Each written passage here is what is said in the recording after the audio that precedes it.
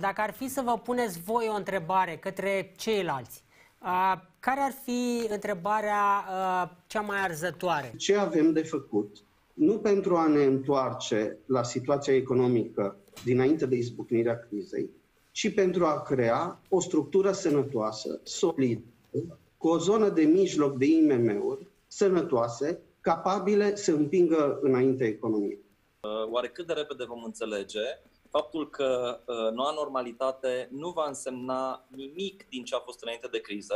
și că succesul celor care vor reuși în această criză stă tocmai în acest mindset de a nu acționa deloc reactiv, încercând să se întoarcă sau să recupereze ceea ce aveau înainte de criză, ci să acționeze anticipativ, încercând să înțeleagă unde merge economia, unde merg nevoile oamenilor, unde merg, cum se va schimba comportamentul lor de consum și așa mai departe, și să-și ducă companiile exact în fața valului, astfel încât în momentul în care vine valul, ei să se urce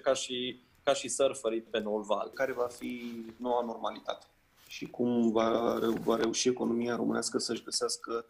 o traiectorie de normalitate și în cât timp. Și doi, cum ne poziționăm raportat la piețele externe, piețele comerciale de data asta. Aș vrea să știu dacă vom reuși de data aceasta să valorificăm mai bine anumite aturi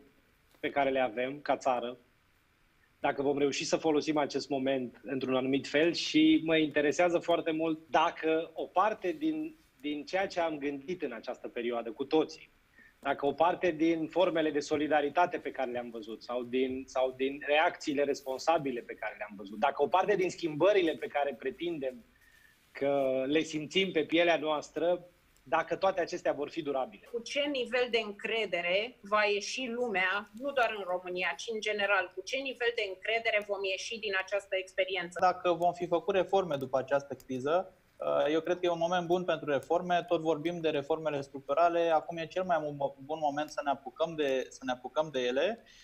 M-aș mai întreba cine va plăti factura, ca și agregate, să spunem, consumatori, corporații, plătitori de taxe. Ce se va întâmpla cu valoarea reală a banilor după injecția triliarde de euro și de dolari în economie?